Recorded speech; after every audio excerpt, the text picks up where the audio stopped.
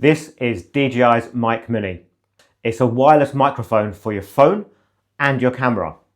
But is it any good for a content creator just like me? Well, that's what we're going to find out.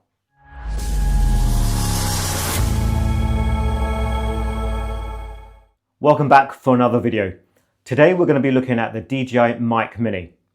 I will say that I actually bought this product all by myself, and so all thoughts and opinions are my own. I haven't been coerced by the folks at DJI. But DJI folks, if you are watching and you want to send me a free product, please do so. Now, DJI offers the Mic Mini in two different variants. Today we're going to be looking at the basic package, which includes one transmitter and one receiver. Right, there's a lot to cover, so let's get to it. Opening up, you'll find everything that you need in the pouch. There's the receiver that can be plugged into your camera's hot shoe, along with the 3.5 audio cable, or you can use the USB-C adapter and plug it directly into your phone. There's also two windshields. There's a USB-C splitter cable that you can use to charge your receiver and to plug the other end into your charging dock for your transmitter. And then we have the transmitter itself. As you can see, this thing is, well, tiny. Here's a 50p piece coin to compare it against. And as you can see, this thing is just ridiculously small. At 10 grams, this thing is incredibly light, and you're really not going to notice it when it's attached to you. You can see I'm wearing a Mic Mini right now to record this video, and it just doesn't pull on my top. There's actually two ways to wear the Mic Mini. The first is to use the clip to clip it onto a shirt, or you can use the included magnet like I'm doing today if you've not got anything to clip it to, and it just magically appears on your torso like this. Although I do have a tendency just to take the Mic Mini off and the magnet falls down. But hey, nothing's perfect. So if we turn the transmitter around, we can see there's a blinking light. So it's powered but not connected. There's a sync button so that you can sync it to a receiver, but also to another Osmo device like the Osmo Mobile 7, which I just got actually a couple of weeks ago, and you can find an unboxing video right here. So if we turn this around on top, we can see where the microphone is. And you can see two little holes on either side. This is where the windshield actually gets attached. The windshield's there to protect against any heavy wind when you're out and about. And finally, on the bottom here, we can see some charging pins. Simply align these to the charging dock to charge up. Talking of battery life, the transmitter is quoted to having 11 hours of battery life. That will last most people throughout most of the day. However, if you've got the Mimo app, you can actually take advantage of some useful modes which allow you to switch off the transmitter automatically after, say, 15 minutes of inactivity. Right, let's take a look at the other half of this system, the receiver. Along the bottom, we have a clip. This is primarily used to attach to the hot shoe of the camera. So now you can see that we have one transmitter on and connected. This is signaled by the one LED green light. And the second LED light is not on, as we've not got a second transmitter connected. Moving around the receiver, you can see there's a dial. This is the gain dial. So this enables you to turn up and dial down the input volume of the receiver so that you can get a consistent audio experience. Currently this is set to 0, so there's no change. But I can turn this to -6 to quieten the volume, or I can turn this even further down to -12 to quieten it even further. It's quite nice because this actually clicks into place, so there's no way that you could accidentally change this while you're filming. And then on the other side, we have the 3.5mm jack to connect our audio cable to our camera. So one hidden feature on the receiver is that you can actually plug in your headphones into the audio jack and listen to the audio as it happens. Now, I don't think I'm ever going to use this, but I can see a use case where maybe you've got a camera person who'll be able to actually listen to the audio as you're talking. On the bottom here, we have the USB-C charging port. One cool thing about this is that when you connect your receiver via the USB-C adapter to your phone, it does mean that you can't charge your phone at the same time because your USB-C port is occupied. But you can, because you can actually plug in a charger into the receiver and charge your phone. It's a pretty cool, neat trick. Right next to it are some pins that you can simply pop in the USB adapter for use with the phone. You simply pop it in there, it should click into place. Then we pop this out to the phone via the USB connector. At this point, you want to make sure your receiver is powered on and connected to your transmitters. You should see a solid green LED next to the 1 or the 2, depending on how many transmitters you're connecting to. You can also use the Mic Mini with a DSLR camera. For this, you'll need the 3.5mm jack and the receiver. We simply connect it to the camera hot shoe like so. Then plug the audio cable into the orange audio output of the receiver, and then the other end into the audio input jack of the camera. And again, at this point, we want to make sure the receiver is powered on and connected to transmitters. Right, let's talk about some other features of the Mic Mini. First up, there's actually noise cancellation on this thing. You simply press the power button on the transmitter and you should see a yellow LED. This means noise cancellation is turned on. You can actually fine-tune the noise cancellation in the Mimo app, and that's pretty cool. Then there's the audio clipping. This is one of the intangible features that you never actually see. It just basically makes sure that no matter how loud or low you get, it will always maintain the volume level so you get a crisp audio output. One of my best features is that you can connect the transmitter to a compatible Osmo device, like the Osmo Mobile 7 Pro, which I got a couple of weeks ago. So it means I can leave the receiver behind and just take my gimbal and my transmitter, simplifying my setup and still getting crisp audio output. We've looked at what's included and how to connect and set up the Mic Mini. But is it any good? To answer this, I've devised a few tests. First up, do you even need an external mic, or can you make do with your own phone's mic? Okay, this is a test using the phone's microphone, and this is what I sound like at about a meter away from the camera. Now, if I step back to 5 meters, which is about over here, this is what I would sound like.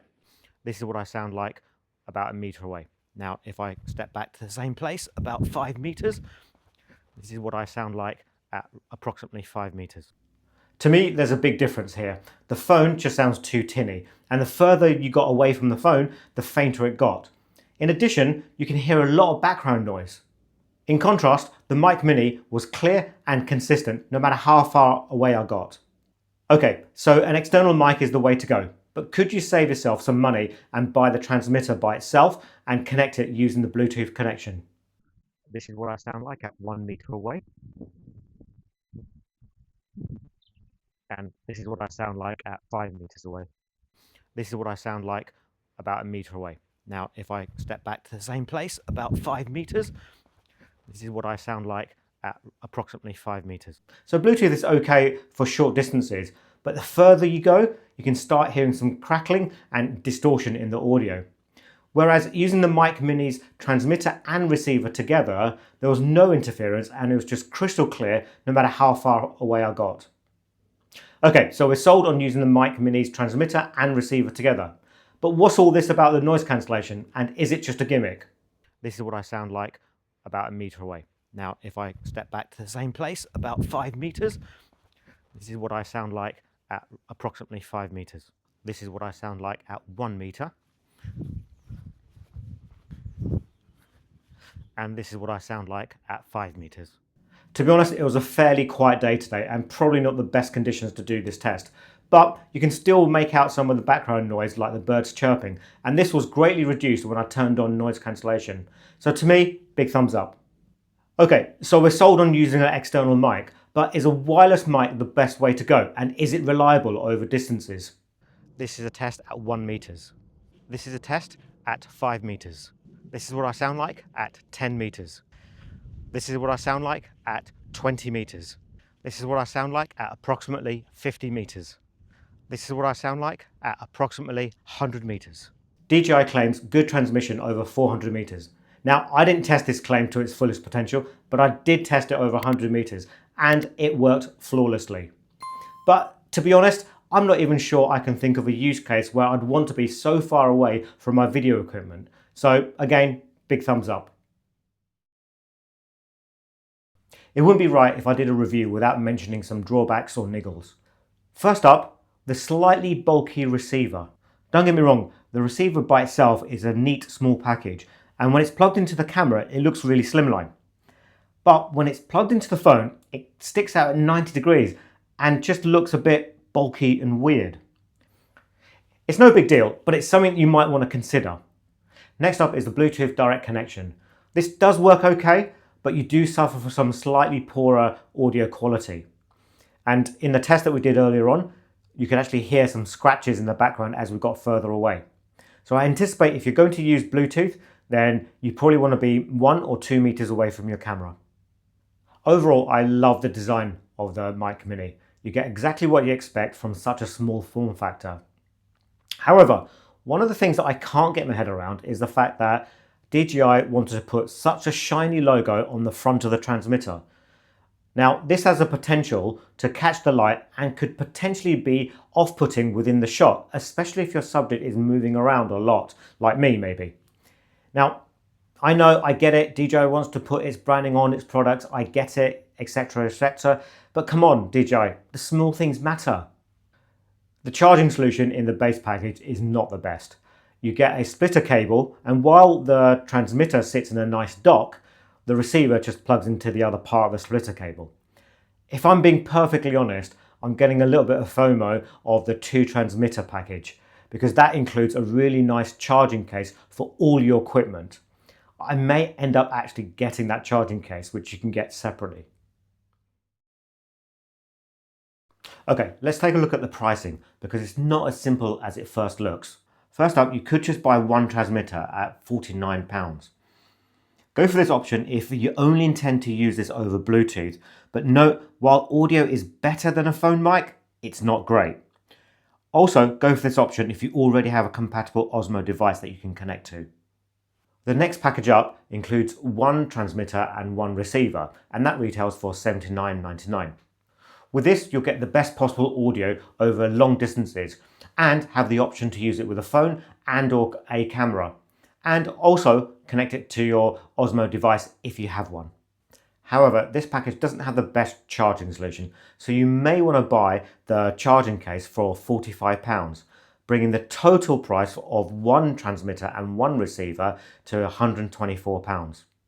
Alternatively, for another £21, you may want to opt to go for the top tier package. It includes everything that we talked about in the previous package, but it has 2 transmitters and 4 windshields. And that's not bad for just another £21.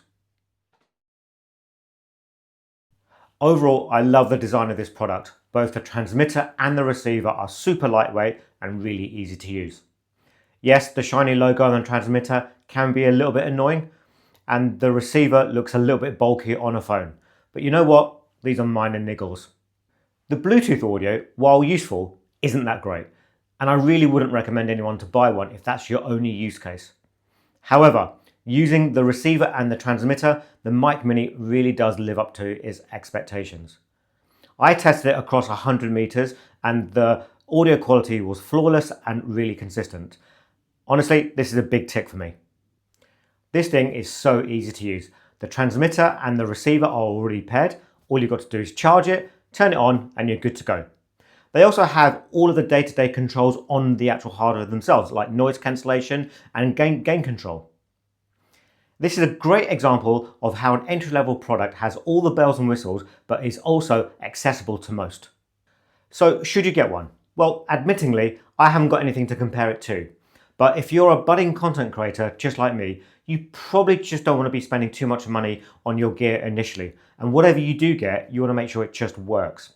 The DJI Mic Mini balances that so well. At the price point of £85 for the receiver and the transmitter, it's not that expensive. And what you get is a really good, easy to use package.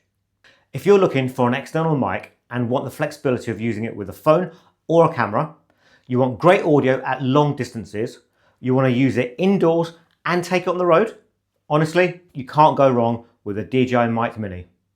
And that's it. If you've enjoyed the video and want to be notified about future content, please hit the subscribe button right now so I can keep bringing you great content just like this one. That's it for now. See you later.